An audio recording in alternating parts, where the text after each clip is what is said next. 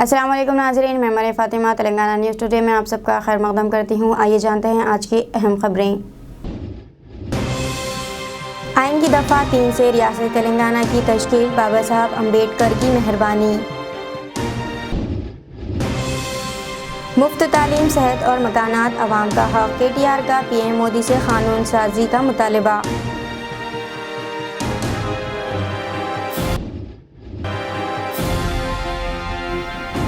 रियासत तेलंगाना के तमाम शोबों में असामियाँ पुर करने का मरहला जारी, हरीश राव का बयान।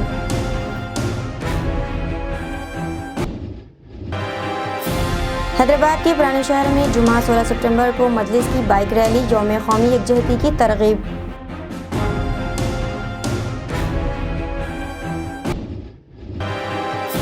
चार मीनार से तेलंगाना असेंबली तक BJP महिला मोर्चा की बाइक रैली, यौम आज़ादी तेलंगाना का जश्न।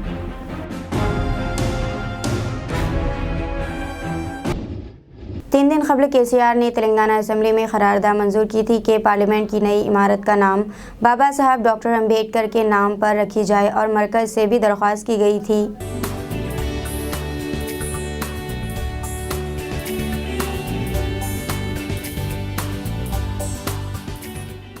वज़ीर आला के चंद्रशेखर राव ने बाबा साहब अम्बेडकर को दुनिया के मुमताज़ जहदकारों चे गुवेलर और नेल्सन मंडेला से तशबीह देते हुए कहा है कि जिन लोगों ने पसमानदा तबक़ात की फलाह व बहबूद के लिए जिद्दोजहद की, इसमें कोई शक नहीं कि डॉक्टर बाबा साहब अम्बेडकर भी चे गुवेला और नेल्सन मंडेला जैसे जहदकारों में से हैं। KCR ने मज़ीद कहा है कि अगर बाबा साहब अम्बेडकर ने अगर आइन में दफ़ा 3 ना बनाई होती तो ये रियासत तश्कील नहीं पाती।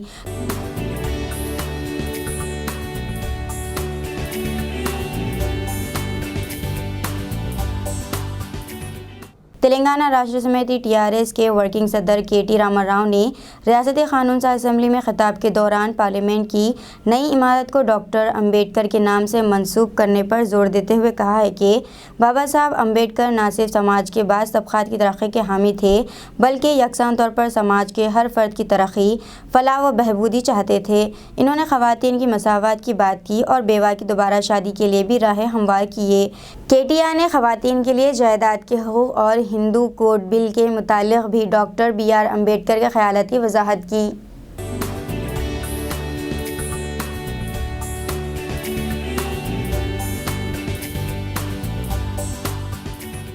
TRS कारगुज़र सदर और वज़ीर KT रामाराव ने आज वज़ीर-ए-आज़म नरेंद्र मोदी से मुतालबा किया है कि वो पार्लियामेंट में क़ानून पास करें कि मुल्क की तमाम रियासतों में गरीबों के लिए मुफ्त तालीम, सेहत की देखभाल और डबल बेडरूम मकानात फराहम किए जा सकें। इस सिलसिले में पार्लियामेंट में इस तरह की क़ानून साज़ी में TRS के अरकान पार्लियामेंट की मुकम्मल हिमायत का वादा किया था और अपनी जारी पदयात्रा वाकथून के दौरान BJP के रियासती सदर बंडी संजय ने रियासत में BJP के इक़्तिदार में आने पर गरीबों के लिए मुफ्त तालीम, सेहत की देखभाल और डबल बेडरूम हाउसिंग लागू करने का भी वादा किया है। इस पर तनक़ीद करते हुए रामाराव ने कहा है कि BJP की तेलंगाना यूनिट की हिमायत हैरत अंगेज़ है, जबकि विश्वागुरु कहते हैं कि कोई मुफ्त नहीं। ये जोकर MP मुफ्त तालीम, सेहत और मकानात का वादा करता है। क्या BJP इस मुल्क पर हुकूमत नहीं कर रही? आपको पूरे मुल्क के लिए मुफ्त घरों, तालीम और सेहत पर पार्लियामेंट में क़ानून साज़ी करने से कौन रोक रहा है? इन्होंने सवाल किया।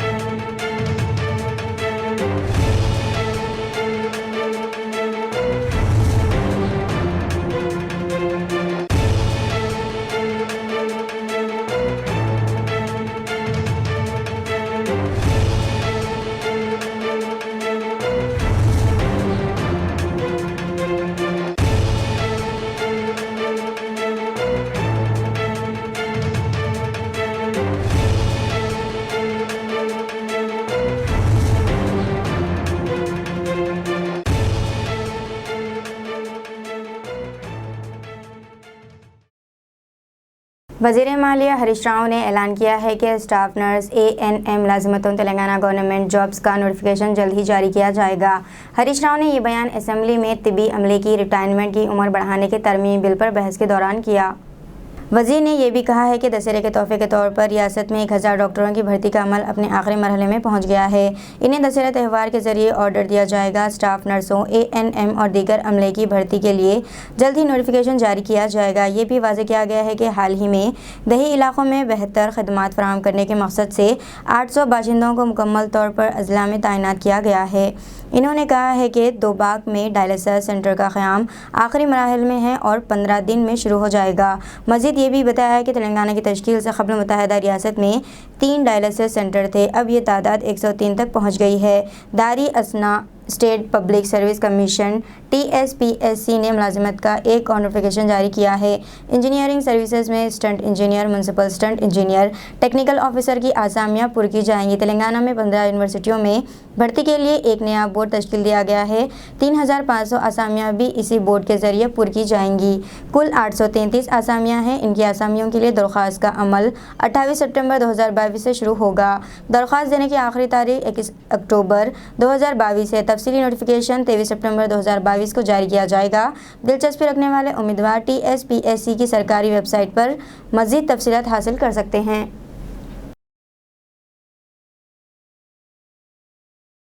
यौम-ए-इंज़माम तेलंगाना के पेश नज़र मजलिस की जानिब से जुमा 16 सितंबर को बाद नमाज जुमा ईदगाह मीरालम से तिरंगा बाइक रैली निकाली जाएगी। सदर मजलिस और रुकन पार्लियामेंट हैदराबाद बैरिस्टर असदुद्दीन अवैसी ने कहा है कि वो पार्टी के अराकीन असम्बली कौंसल कॉरपोरेटर्स और मुहिब्बान मजलिस के हमरा बाइक रैली में शिरकत करेंगे। ईदगाह मीरालम के पास मस्जिद अबूबकर में नमाज जुमा की अदायगी के साथ ही वहां से दिगलकुंटे के चौराहे तक रैली निकाली जाएगी और वहां जलसे आम होगा, जिसमें उलमाए किराम और मशाइख खिताब करेंगे। इन्होंने कहा है कि 17 सितंबर को फ़िरक़े परस्त ताकतें लिबरलाइजेशन मनाने का ऐलान कर रही हैं। तेलंगाना में 16 सितंबर को कौमी यकजहती के तौर पर मनाया जा रहा है। इस दिन रियासत हैदराबाद का इंडियन यूनियन में इंज़माम हुआ था। 1947 ईस्वी में हिंदुस्तान को आज़ादी मिली। 1948 ईस्वी में रियासत हैदराबाद इंडियन यूनियन में ज़म हो गई थी। इस दिन मजलिस की जानिब से यौम कौमी यकजहती मनाया जा रहा है। मजलिस की एक रोज़ा तकारीब के बाद दूसरे दिन 17 सितंबर को हुकूमत तेलंगाना की जानिब से सरकारी सतह पर कौमी यकजहती तकारीब मुनक़िद हो रही है, जिसमें वो खुद भी अपनी पार्टी के अराकीन असम्बली व कौंसल के साथ शिरकत करेंगे। कल 16 सितंबर के दिन मजलिस इत्तेहादुल मुस्लिमीन की तिरंगा रैली है। उस रैली के सिलसिले में मैं हमारे बहादुरपुरा कॉन्स्टिट्यूंसी के कॉरपोरेटर, शास्त्रीपुरम कॉरपोरेटर और राजेंद्र नगर इंचार्ज जनाब रहमत देव और मजलिस इत्तेहादुल के मुस्लिमीन के वर्कर्स आज एक प्रोग्राम रखा गया था, जिस जगह से रैली चालू हो रही है मस्जिद अबूबकर मीरालम से इस तिगलकुंटा चौरस्ते तक। तो हम एक टीम बनाकर पिछले 8 दिन 10 दिन से काम कर रहे थे। वो टीम इस तरह से सेट करे थे, मस्जिद अबूबकर से लेके बहादुरपुरा चौरस्ते तक जनाब हुसैनी पाशा किशनबाग कॉरपोरेटर की निगरानी में एरिया है, पूरा इंतजाम वो देखेंगे वहाँ पर। और बहादुरपुरा मीरालम से दानम्मा झोपड़ी तरफ जनाब मुबीन साहब का इलाका लगता है, उस तरफ शास्त्रीपुरम, तो मुबीन साहब के इंतजामात में वो सारी रोड है, उधर का इंतजामात उन्होंने देख रहे हैं। और मस्जिद अबूबकर से लेकर ताड़बन चौरस्ते से सेंट मेरी स्कूल तक रमनसपुरा कॉरपोरेटर जनाब खादर साहब इलाका देख रहे हैं, उनके इंतजाम में हैं। सेंट मेरी चौरस्ते से लेकर गुड़ी के दवाखाने तक जहानुमा कॉरपोरेटर जनाब मुख्तदर बाबा के हवाले किया गया था। इंस्पेक्शन पूरा उन्होंने करे, पूरा इंतजाम उस रूट का जनाब बाबा साहब कर रहे हैं। उसके बाद गुड़ी के दवाखाने से लेकर इस तिगलकुंटा चौरस्ते तक इस एरिया के कॉरपोरेटर भी लगते हैं, जनाब हन्नान साहब नवाब साहब कुंटा डिवीज़न के। उनके इंतजाम में दिया गया। और इस तीगल कुंटा चौरस्ते से शेख की मस्जिद तक जनाब मोहम्मद सलीम साहब को दिया गया था इलाका। वो पूरा इंतजाम देखेंगे, इधर का पब्लिक कैसा आदि क्या है क्या नहीं, पूरा इंतजाम उनके हाथ में। और मस्जिद अबू बकर में कल ठीक 2 बजे नमाज है और वहाँ का इंतज़ाम और इस तीगल कुंटे का जो जलसे का मुकाम है, यहाँ का टोटल इस 2 जगह का इंतज़ाम जनाब अहमद बेग साहब इंचार्ज राजेंद्र नगर उनके इंतजाम में दिया गया था। उन्होंने इंतज़ाम देख रहे हैं। अल्हम्दुलिल्लाह एक टीम वर्क पिछले 8 दिन से लगी हुई थी। अल्लाह का फजल है, हर इंतजाम पूरे हो चुके हैं। अब खाली इंतज़ार है तो रैली का इंतज़ार है। इंशाअल्लाह ताला वो रैली भी एक कामयाबी की रैली रहेंगी मजलिस इत्तेहाद अल मुस्लिमीन की। और मैं ख़ास तौर से आपके चैनलों के ज़रिए हैदराबाद की आवाम से गुजारिश करता हूँ, कल की रैली में हिस्सा लीजिए। इस रैली में सदर मजलिस इत्तेहाद अल मुस्लिमीन नकीब मिल्लत बैरिस्टर असदुद्दीन ओवैसी साहब, मजलिस इत्तेहाद अल मुस्लिमीन के सारे MLAs, मजलिस इत्तेहाद अल मुस्लिमीन के सारे कॉरपोरेटर्स, मजलिस इत्तेहाद अल मुस्लिमीन के शहर हैदराबाद के सुदूर मोतमदीन वो वर्कर्स, और ख़ास तौर से मैं हैदराबाद की आवाम से गुजारिश करता हूँ आप लोग इस रैली में हिस्सा लीजिए और मजलिस इत्तेहाद अल मुस्लिमीन का जो प्रोग्राम 16 सितंबर का है उसे कामयाब कीजिए। शुक्रिया। मरकज़ी हुकूमत ने 17 सितंबर को यौम आज़ादी हैदराबाद सरकारी तौर पर मनाने का ऐलान किया है। इसके हिस्से के तौर पर बीजेपी महिला मोर्चा की जानिब से आज बाइक रैली निकाली गई। मरकज़ी वज़ीर किशन रेड्डी ने बाइक रैली का आगाज़ किया, जिसमें बड़े पैमाने पर ख़वातीन ने हिस्सा लिया। मरकज़ी वज़ीर दाखिला अमित शाह एक दिन पहले हैदराबाद का दौरा करेंगे। वो जुमा की शाम शहर पहुंचेंगे और हफ्ते को परेड ग्राउंड में मुनक़िद होने वाली तक़ारीब में शिरकत करेंगे। नीम फ़ौजी दस्तों की सलामी लेने के बाद कौमी परचम लहराया जाएगा।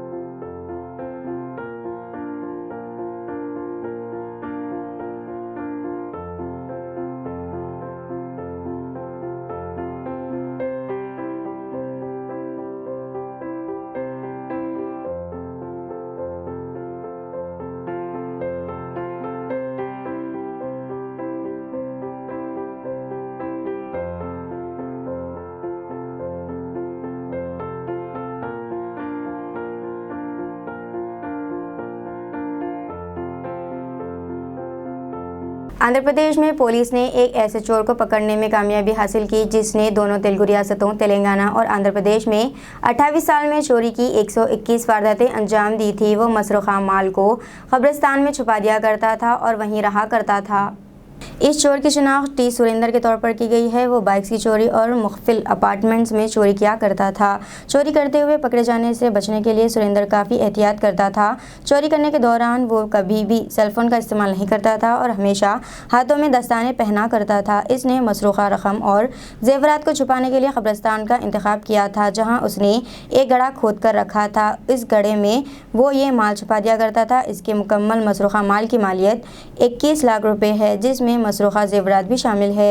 पुलिस ने यह मसरूखा माल एक कब्रिस्तान के गड्ढे से बरामद करने में कामयाबी हासिल की। ఈ దొంగిలించబడిన సొత్తంతా తీసుకెళ్లి శ్మశానంలో తవ్వి పాతబెట్టడం ఇతని ప్రవృత్తి. శ్మశానంలో నివసిస్తాడు, శ్మశానంలోనే దొంగ సొత్తులు పాతి పెడతాడు, తిరిగి వెళ్ళిపోతాడు. ఒక మోటార్ సైకిల్ని దొంగిలిస్తాడు. దొంగిలించిన మోటార్ సైకిల్ నేరస్థలానికి చేరుకోవడం, మొబైల్ ఫోన్ వాడడు, చాలా జాగ్రత్తలు తీసుకుంటాడు. వెళ్ళంగానే sensor wires, CC camera wires cut చేస్తాడు. కరడు కట్టిన నేరస్తుడిని చాకచక్యంగా అద్భుతమైన రీతిలో మన పోలీస్ వారు, కృష్ణా డిస్ట్రిక్ట్ పోలీస్ వారు అరెస్ట్ చేయడం జరిగింది.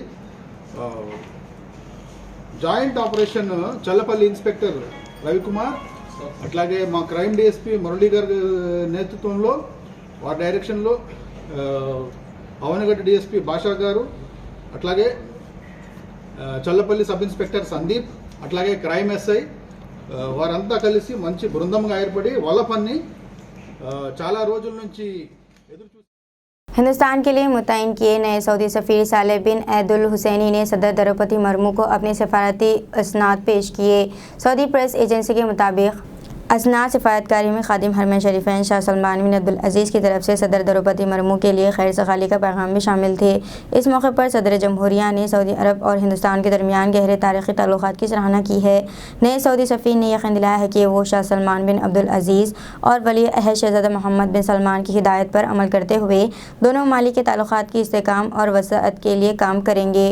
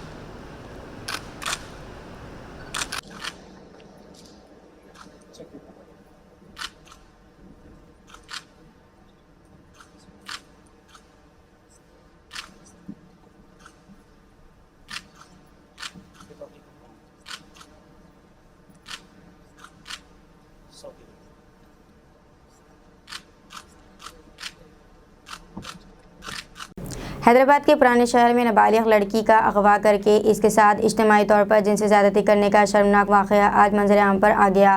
ज़राए के मुताबिक इस महीने की 12 तारीख को दबीरपुरा पुलिस स्टेशन हदूद से नाबालिग लड़की को 2 नौजवानों ने कार में अगवा कर लिया था और उसे नामपल्ली में वाक़ एक लॉज में ले गए, जहां लड़की के हाथ पर नशा आवर इंजेक्शन देकर उसे बेहोश कर दिया गया था। मालूम हुआ है कि नौजवानों ने इसके साथ 2 दिन तक जिनसी ज़्यादती की। बादशाह लड़की को लाकर चादरघाट इलाके में छोड़कर फ़रार हो गए। लड़की ने घर पहुंचकर अपने घर वालों को ये बात बताई, जिस पर वो दबीरपुरा पुलिस से रुजू हुए। लड़की को भरोसा सेंटर भिजवा दिया गया है और पुलिस इस मामले की बारीक बीनी से छानबीन कर रही है। पीर के दिन 7:45 को निकली बच्ची ये बोल के निकली कि हमारे को मेरे को नन्ना 20 रुपये दो मम्मा। बोल तो मम्मी की अम्मी बोले मेरे पास नहीं है बेटे पैसे। बोलता नन्ना कन से ले लो। बोलते 20 रुपये दी मैं दे के फिर माँ क्या बोले मेरे को कि दवाइयाँ ला लो माँ। बोल के माँ 500 दिए। अच्छी बात है मैं अब भी आके दवा की चिट्ठी लेती हूँ, यहाँ से फेंको खिड़की में से आप बोल के बच्ची गए बात से बच्ची प्यारी सीधा फतेहगंज बाजार की तरफ गई बच्ची। तो उसके पीछे बच्चे को भेजे किधर जा रही देखो दीदी। बोलते उन्हें बच्चा आके बोला मम्मा वहाँ कार ठहरी हुई है, कार के बाजू अस्मा दीदी ठहरे हुए है, वो बैठे नहीं बैठे क्या करे वो नहीं देखा। मैं आ गया फिर जाके देखते क्या है नहीं। अब 8:30 की बच्ची आती ना, अब भी आधे घंटे में 2 घंटे में पौन घंटे में कैसा भी आती बच्ची जाके दुकानों को। गए से आधे घंटे में आती, गए से 1 घंटे में आती, पलट की बच्ची वो जाती कहीं भी नहीं थी बच्ची। अब उस दिन क्या हुआ 10 बज गए, 11 बज गए, 12 बज गए, 1 बज गया, सुबह हो गई पता नहीं है। हम बोले कहाँ गई, परेशान हो जा रहे हैं हम क्या करेंगे। अब बोले हम जाके अब क्या हुआ मतलब आई नहीं, अभी हम परेशान फिर उधर देखे इधर से कहीं नहीं दिखी बच्ची। तो हम जाके बोले हम अब्दुल्ला खान साहब गए, हम जाके बोले हमारी बच्ची नहीं है ऐसा, ये टाइम गई फलाने टाइम अभी तक नहीं ऐसा। बोलते उन्हें सीधा बोले जाके पीएस में कंप्लेंट लिखाओ। हम पीएस के बाद कंप्लेंट है ऐसा बोलते पूरी कैफियत बच्ची की अच्छी बात है बोल के लगा जाओ बोल के भिजा दिया हमारे। हम करते इंक्वायरी बोल के बोलते। अब हम घर को गए, घर पे जाके दूसरा दिन आ गया, 24 घंटे हो गए नहीं आई बच्ची अभी। मतलब हम ना क्या करे देखे तक नहीं है। तो एक काल आया, काल आके बोला आपकी बच्ची यहाँ है ला रहे हैं। बोलते अच्छी बात है लाइए। बोलते हम सीधा पहले पीएस में भाग गया। हम सीधा खान साहब कन गए तो उन्होंने बोले पहले पीएस को जाओ, जाके इत्तला करो। तो लोग जाके लाके हमको यहीं मिली बच्ची, 8 बजे आई बच्ची उस। तो 12 तारीख के दिन 7:45 को गए बच्ची, कल हमारे को 8 बजे मिली बच्ची। तो इस कदर बच्ची को वो करे इंजेक्शन दिए, पहले इंजेक्शन देके 4 गोलियां पानी में घोल के पिलाए, फिर उसके बाद में शराब पिलाए गए थे बच्ची को। पिला के वो बच्ची अपने में नहीं है। और इस कदर बच्ची के संग बच्चे को कैसा पहचानते हैं? बच्चे को हम नहीं पहचानते सर। बच्ची पहचानती? बच्ची पहचान के तो बच्चे को दी वो। बच्चे को हम पहचानते ना, उन्हें कहाँ रहता सो नहीं मालूम हमारे को, उन्हें किधर रहता नहीं मालूम, उन्हें कब देखा बच्ची को, कब से नजर में रखा बच्ची को, हमको कुछ नहीं। और सिर्फ हमारे को यहाँ आए बस से बच्ची दिखी, हम पहचाने। हमको यही है कि अहमदुल्ला खान साहब से भी यही गुजारिश करते हम, कमिश्नर साहब से भी यही गुजारिश करते हम इंसाफ होना, उन लोगों को फांसी होना, बस खत्म। हमारे कुछ नहीं चाहिए। గర్ల్ మిస్సింగ్ అయినట్టు ఫస్ట్ కంప్లైంట్ 13 రోజు కంప్లైంట్ వచ్చింది. దాంట్లో మనం ఇది మైనర్ గర్ల్ కాబట్టి అమ్మాయి కిడ్నాప్ కేసు అనేది కేసు రిజిస్టర్ చేయడం జరిగింది. 13 రోజు కేసు రిజిస్టర్ చేయడం జరిగింది. ఆ కేసు రిజిస్టర్ అయిన కాడ నుంచి ఇన్వెస్టిగేషన్ తరువుగా ఇన్వెస్టిగేషన్ చేస్తున్నాం. ఇన్వెస్టిగేషన్లో భాగంగా ఈరోజు అమ్మాయి 14th రోజు మళ్ళీ వచ్చేసి మాకు అంటే కాడ ఉన్నట్టు ఇన్ఫర్మేషన్ వచ్చింది. వాళ్ళ దగ్గర పోయిన తర్వాత ఏమైందని అడిగితేనో సమ్ ఏదో ఇంకా ఆ ఇన్వెస్టిగేషన్లో భాగంగా ఇక్కడ తీసుకుపోయారు అని చెప్పేసి చెప్పడం జరిగింది. ఇన్వెస్టిగేషన్ అనేది తరువుగా ఎంక్వైరీ చేసిన తర్వాత రేపు జరిగింది సార్. అసలు అమ్మాయి వర్షన్ ఇంకో ఇన్వెస్టిగేషన్ చేస్తున్నాం. చేసిన తర్వాత కొంచెం అమ్మాయిని కూడా వచ్చిన అమ్మాయిని ఇమీడియట్గా భరోసా సెంటర్ పంపించడం జరిగింది. తర్వాత మెడికల్ ఎగ్జామినేషన్ పంపించిన తర్వాత కొంత ఇన్వెస్టిగేషన్లో భాగంగా డీటెయిల్గా వచ్చిన తర్వాత మాకు ఎలాబరేట్గా అప్పుడు అమ్మాయిని వదిలిపోయారు సార్. అక్కడ కిడ్నాప్ చేశారు సార్. అమ్మాయి మైనర్ గర్ల్ కాబట్టి కిడ్నాప్ చేసేదని చెప్పేసి కేసు కడతాం మనం. ఇప్పుడే మిస్సింగ్ కేసు కడతాం. వాళ్ళే వదిలేసిపోయారు సార్. అక్కడ వదిలేసిపోయారు అని చెప్పేసి అమ్మాయి చెప్పడం జరిగింది. దానిపైన ఇన్వెస్టిగేషన్ చేస్తాం. మీకు డీటెయిల్గా దాని పూర్తి వివరాలు తెలియాలంటే కొద్దిగా అమ్మాయికి మొత్తం మంది ఇచ్చారు చెప్తారు. వాటి గురించి కూడా ఇన్వెస్టిగేషన్లో వీళ్ళిద్దరే ఉన్నారా సార్? ఇంకెవరైనా ఉన్నారు? నాకు తెలిసి ఇప్పుడు ఇద్దరే ఉన్నారు అని చెప్పి ఇన్వెస్టిగేషన్లో ఇంకా ఉన్నట్టు కూడా చెప్తాం. కానీ ఇద్దరు ఉన్నట్టు మనకి చెప్పడం జరిగింది. Right sir, thank you.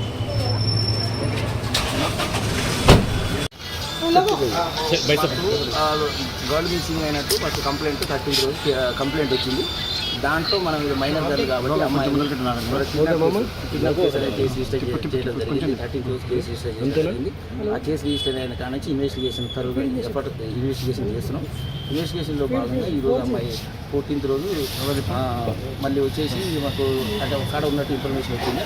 వాళ్ళ దగ్గర పోయిన తర్వాత ఏమైందని అడిగితేనో సమ్ ఏదో ఇంకా ఆ ఇన్వెస్టిగేషన్లో భాగంగా ఇక్కడ తీసుకుపోయారు అని చెప్పేసి చెప్పడం జరిగింది. ఇన్వెస్టిగేషన్ అనేది తరువుగా ఎంక్వైరీ చేసిన తర్వాత రేపు జరిగింది సార్. అసలు అమ్మాయి వర్షన్ ఇంకో ఇన్వెస్టిగేషన్ చేస్తున్నాం. చేసిన తర్వాత కొంచెం అమ్మాయిని కూడా వచ్చిన అమ్మాయిని ఇమీడియట్గా భరోసా సెంటర్ పంపించడం జరిగింది. తర్వాత మెడికల్ ఎగ్జామినేషన్ పంపించిన తర్వాత కొంత ఇన్వెస్టిగేషన్లో భాగంగా డీటెయిల్గా వచ్చిన తర్వాత మాకు ఎలాబరేట్గా అప్పుడు అమ్మాయిని వదిలిపోయారు సార్. అక్కడ కిడ్నాప్ చేశారు సార్. అమ్మాయి మైనర్ గర్ల్ కాబట్టి కిడ్నాప్ చేసేదని చెప్పేసి కేసు కడతాం మనం. ఇప్పుడే మిస్సింగ్ కేసు కడతాం. వాళ్ళే వదిలేసిపోయారు సార్. అక్కడ వదిలేసిపోయారు అని చెప్పేసి అమ్మాయి చెప్పడం జరిగింది. దానిపైన ఇన్వెస్టిగేషన్ చేస్తాం. మీకు డీటెయిల్గా దాని పూర్తి వివరాలు తెలియాలంటే కొద్దిగా అమ్మాయికి మొత్తం మంది ఇచ్చారు చెప్తారు. వాటి గురించి కూడా ఇన్వెస్టిగేషన్లో వీళ్ళిద్దరే ఉన్నారా సార్? ఇంకెవరైనా ఉన్నారు? నాకు తెలిసి ఇద్దరే ఉన్నారు అని చెప్పి ఇన్వెస్టిగేషన్లో ఇంకా ఉన్నట్టు కూడా చెప్తాను. కానీ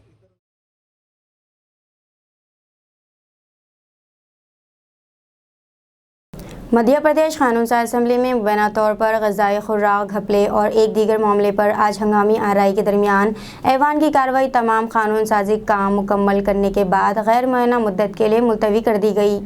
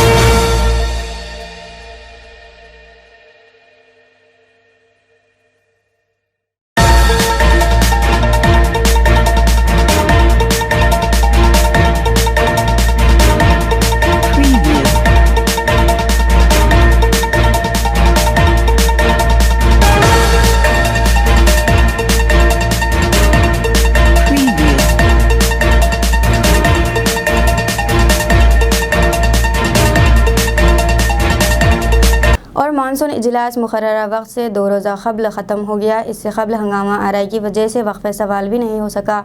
ऐवान की कार्रवाई पहले 10 मिनट और बाद अज़ां वक्फ़े सवाल के लिए मुकर्ररा वक्त 12 बजे तक के लिए मुलतवी करनी पड़ी।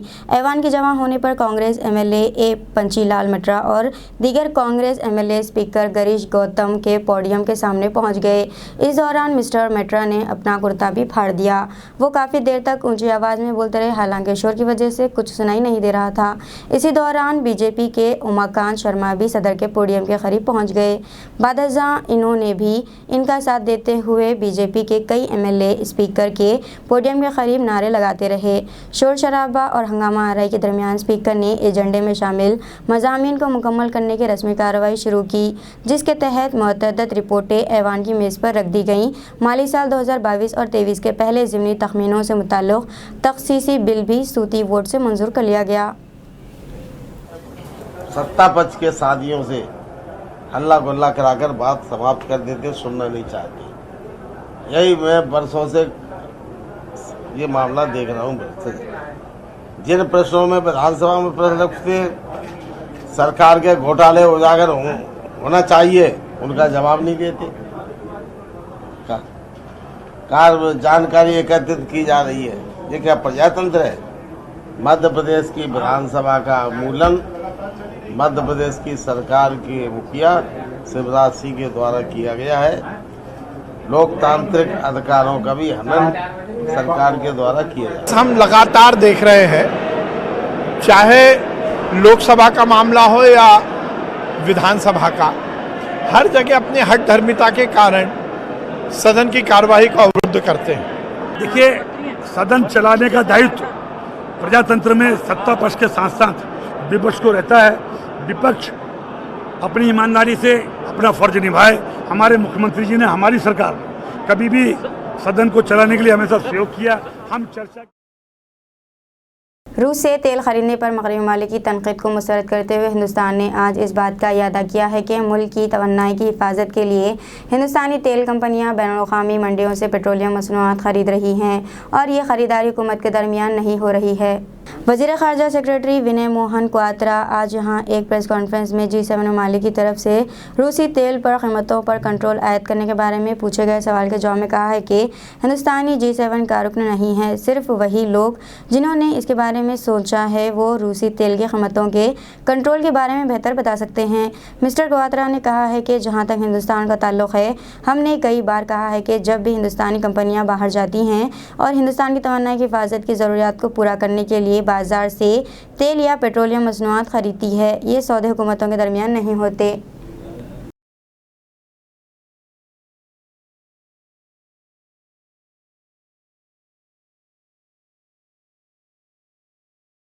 कांग्रेस ने कहा है कि महंगाई पर मोदी हुकूमत की खामोशी तोड़ने के लिए मुनक़िद की गई भारत जोड़ो यात्रा के मुसाफिरों को जुमेरात के रोज़ आराम दिया गया है।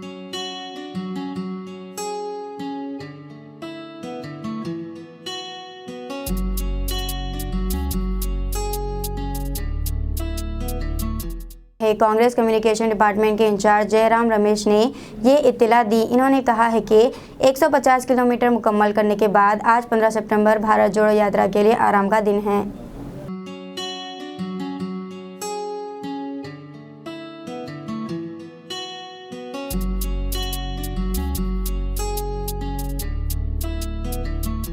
एलबी नगर पुलिस ने मंसूराबाद के बीजेपी कॉर्पोरेटर नरसिम्हा रेड्डी के खिलाफ तेलंगाना में लोगों को पुलिस पर हमला करने के लिए उकसाने के इल्ज़ाम में मुकदमा दर्ज कर लिया है। पुलिस के मुताबिक कॉर्पोरेटर, जो एक WhatsApp group LBNR development form का रुकन है, इसने मंगल को मगरबी बंगाल में बीजेपी मार्च के दौरान ACP रैंक के एक अहदेदार पर हमले का एक वीडियो देखा।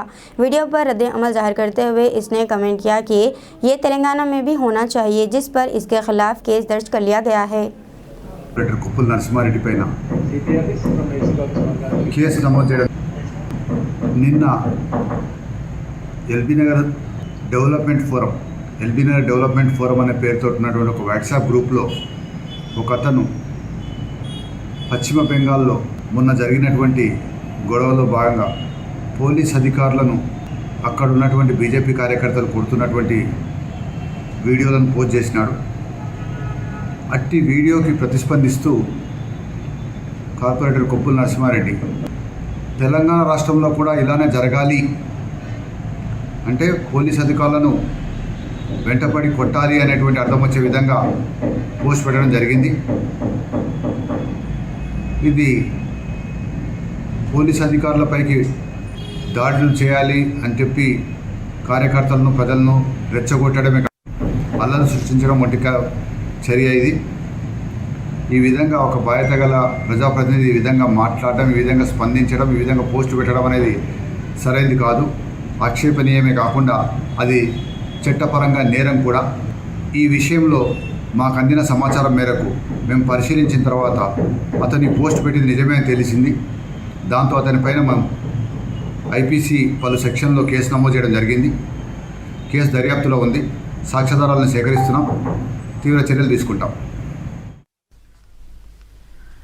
మరోవైపు రాష్ట్ర ప్రభుత్వ వైఫల్యాలను ప్రశ్నిస్తున్నందుకే బీజేపీ నేతలపై తప్పుడు కేసులు పెడుతున్నారని ఆరోపిస్తున్నారు మన్సూరాబాద్ కార్పొరేటర్ కొప్పుల నరసింహారెడ్డి.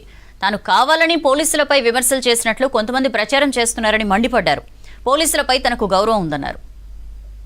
అనే వ్యక్తి సోషల్ మీడియాలో ఇప్పుడు ఫేస్బుక్లో ఇప్పటికీ ఆ పశ్చిమ బెంగాల్ వీడియోను ప్రేరేపిస్తూ ఉన్నాడు, ఈ విధంగా చేస్తున్నారని చెప్పేసి పోలీసు వాళ్ళు ఆయన మీద యాక్షన్ తీసుకోకుండా నా మీద కావాలని వాళ్ళ ప్రభుత్వం ఉందని చెప్పేసి 6-7 సెక్షన్లు బుక్ చేసినట్టుగా తెలిసింది. నేను ఏదన్నా కోర్టులో తెలుసుకుంటాను. దయచేసి ప్రజలు కానీ మన్సూరాబాద్ డివిజన్ ప్రజలు కానీ ఇది నమ్మకండి. ఏదో విధంగా బ్లేమ్ చేయాలని చూస్తున్నారు పత్రికలలో అట్లా, కానీ దయచేసి ఎవరు నమ్మకండి. నేను ఎక్కడ పారిపోలేదు, ఎక్కడనే ఉన్నా, మన్సూరాబాద్లోనే ఉన్నా, మా అందరు లీడర్ల మధ్యనే ఉన్నా. ఓకే, ధన్యవాదాలు. సారీ, ఏదన్నా తప్పు పోలీస్ వారికి ఏమన్నా ఇబ్బంది కలిగించే ఉంటే పోలీస్ వారు ఎప్పుడు కూడా అనలేదు. టీఆర్ఎస్ వాళ్ళకు లొంగేది లేదు. టీఆర్ఎస్ వాళ్ళతోటి